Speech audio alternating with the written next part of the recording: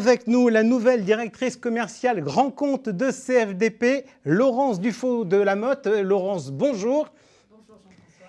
Elle prend donc la suite de Sylvie Rigaudy que vous connaissiez tous. Et avec nous également le directeur général de CFDP, Christophe Boiton. Christophe, bonjour. Jean-François, bonjour. Allez Laurence, je commence avec vous.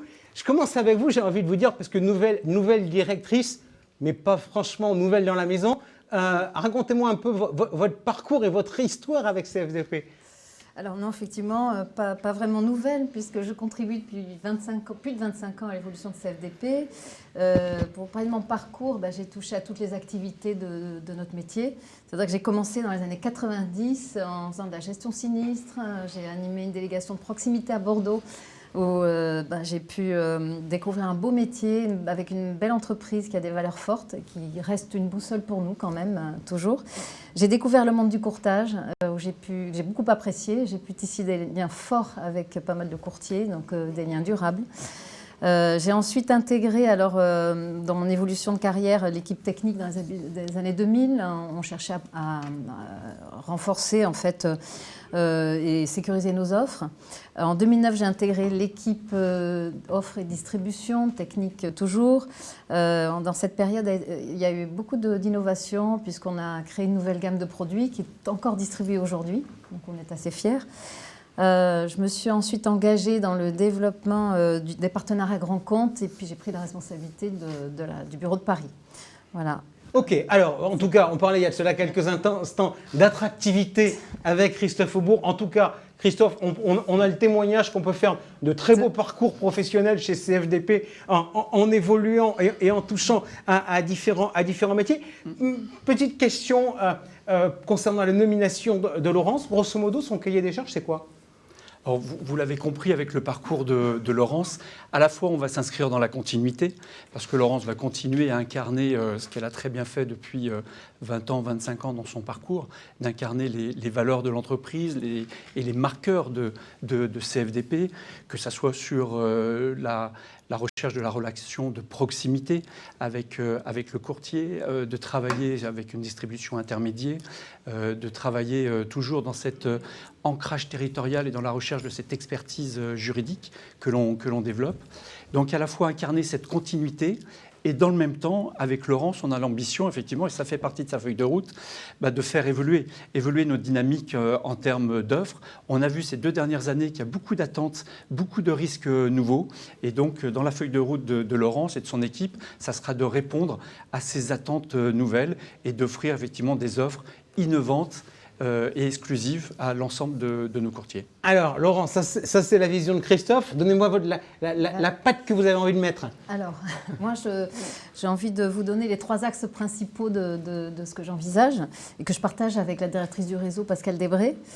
Donc, c'est engager des partenariats équilibrés et harmonieux avec nos courtiers et leurs clients qui s'inscrivent dans la durée et qui respectent toutes les parties prenantes. Ça, c'est un point très important pour nous. Ensuite, on va renforcer l'équipe commerciale pour développer l'autonomie et l'expertise au plus proche des territoires, c'est-à-dire à Strasbourg, Nantes, Paris, Perpignan, Bordeaux, Lille, Reims, etc. Autrement dit, c'est que le courtier ne va pas attendre une décision de Paris. C'est ça. Il va avoir quelqu'un sur place qui a un pouvoir décisionnel et qui peut faire des choses. Voilà, tout à fait. On a vraiment l'ambition d'avoir ce qu'il y a déjà, mais on veut renforcer cet aspect-là. Des interlocuteurs engagés, décisionnaires, qui soient capables de bien d'analyser et comprendre les besoins des clients et d'apporter des solutions rapides et efficaces aux courtiers. Le 3e axe, c'est aussi marcher dans l'air du temps, c'est-à-dire simplifier, développer de nouvelles offres qui répondent aux nouveaux comportements, les rendre plus accessibles, plus simples, plus lisibles et en adéquation avec tout ce qui se passe aujourd'hui au niveau du digital. Donc on va digitaliser les outils, et voilà. Ok, alors on va revenir sur les offres. Je voudrais, Christophe, revenir avec vous parce que la nomination de Laurence a été officialisée, je crois, au début du mois d'avril. Absolument, oui. Et 1er avril. Quand j'ai regardé votre actualité, je me suis rendu, j'ai dit, tiens, qu'est-ce qui s'est passé chez eux au cours des 6 derniers mois? Et j'ai vu qu'au mois de décembre, vous aviez changé de couleur, vous aviez changé de logo. Alors, dites-moi, c'est un changement de fond ou c'est un simple ripollinage? Alors, simple ripollinage, oui, si vous regardez simplement le changement de couleur, on pourrait dire ça, bien sûr, mais vous seriez un peu, Le mot est à la dur. mode. Et le mot est à la mode en ce moment. Bien sûr, vous l'avez anticipé et on l'avait déjà évoqué la dernière fois.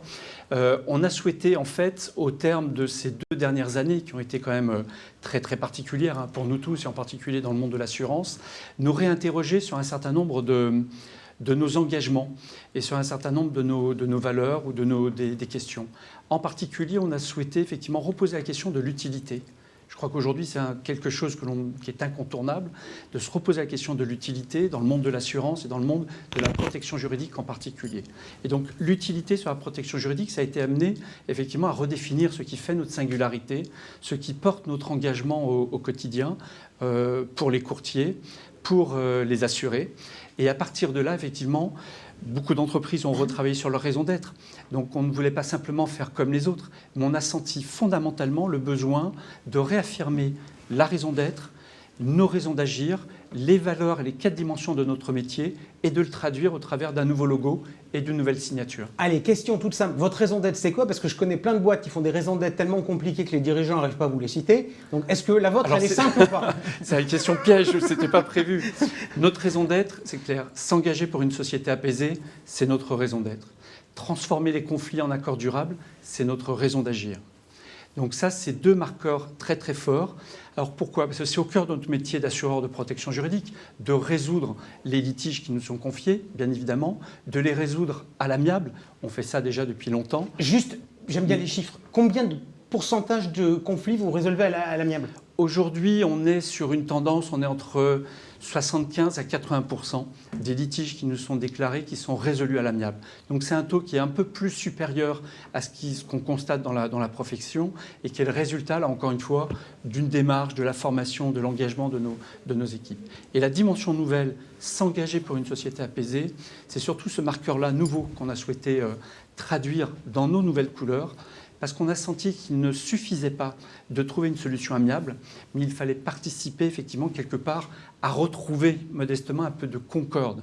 Et on voit bien que les litiges se fondent sur des situations conflictuelles de plus en plus tendues et qu'il faut apporter une réponse technique, certes, mais il faut aussi apporter une réponse qui permette d'apaiser les parties. D'accord, que certains se disent pas je me suis fait avoir, etc. Absolument. Mais que finalement l'accord soit approuvé par tout le monde. Laurence, je reviens vers vous. Vous m'aviez dit qu'il y avait des nouvelles offres, qu'il y avait des réflexions, etc.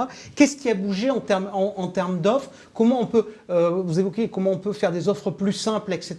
Qu'est-ce que vous avez aujourd'hui dans les cartons pour moi? Alors, on a sorti courant 2021 un produit qui s'appelle Jurilibre TPE, qui est destiné aux petites entreprises et qui est un contrat tout sauf, donc très lisible, et qui en plus comprend des services associés de prévention, donc qui sont vraiment ce que décrivait Christophe dans l'idée d'apaiser, en fait, de donner de l'information juridique.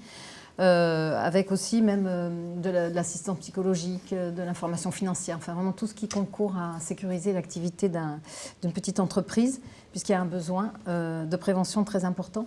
Et ensuite, on a voulu enrichir nos services, donc dans cette idée aussi, on avait déjà un service juridique en ligne qui s'appelait Adèle, qui existe depuis presque 10 ans maintenant, hein, au moins 10 ans, oui. voilà, 8 ans, 9 ans. qu'on a fait évoluer fortement, pour y ajouter alors des modèles de réclamation, des courriers de relance, qui peuvent être envoyés directement depuis l'espace assuré, donc qui concernent les particuliers, les professionnels bien sûr, qui sont des outils aussi à destination de nos clients. Voilà. Ok, alors Christophe, dernière question pour vous. Vous êtes un acteur qui a un métier, la protection juridique. Vous êtes indépendant et on s'était vu à l'occasion du Tour des régions, j'en parlais tout à l'heure, et vous nous aviez dit à quel point c'était important d'être indépendant dans ce que vous faites. Je voudrais qu'on quitte notre petit monde hexagonal. Vous êtes un acteur français ou vous êtes un acteur qui s'ouvre sur l'international? Alors aujourd'hui, on est essentiellement un acteur français, mais on est déjà ouvert à l'international. On travaille maintenant depuis plus d'une dizaine d'années, mais sous le régime de la LPS, la libre prestation de services, dans un certain nombre de pays frontaliers. Je pense à l'Espagne, je pense à l'Italie, mais je pense surtout, là où on a connu des développements un peu plus importants ces 5-6 dernières années, sur le Benelux, Luxembourg et Belgique. Et donc parmi la nouveauté que l'on peut évoquer, c'est que 2021-2022, Certes, on a une nouvelle couleur, certes, on a une nouvelle signature CFDP protection juridique indépendante, comme vous l'avez noté et vous l'avez rappelé, mais on porte aussi une ambition plus forte de rester un assureur spécialisé référent en matière de protection juridique, mais de porter nos caractéristiques, nos valeurs, nos atouts, si je puis dire, un peu plus loin, en particulier sur le marché belge. Et on a décidé en 2021 de transformer notre intervention, de passer d'un mode de LPS en mode de libre établissement. Ça veut dire en clair, on vient d'ouvrir une succursale en Belgique, qui est positionnée à Liège, qui est constituée maintenant de 5 personnes.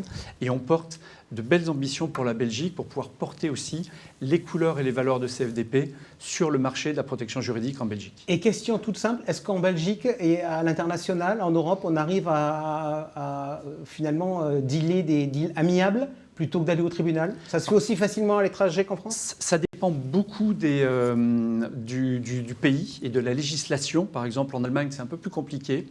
Par contre, en Belgique, on a, dans l'analyse que l'on a fait, stratégique de ce marché, on pense effectivement qu'on peut apporter notre regard sur une solution amiable, les modes alternatifs de règlement des conflits, dans un mode apaisé. Et dans les contacts que l'on a avec un certain nombre d'acteurs et de courtiers belges et d'intermédiaires belges, on a plutôt des retours très très positifs et très encourageants aujourd'hui. Merci beaucoup à tous les deux d'avoir été Merci avec Jean-François. nous aujourd'hui.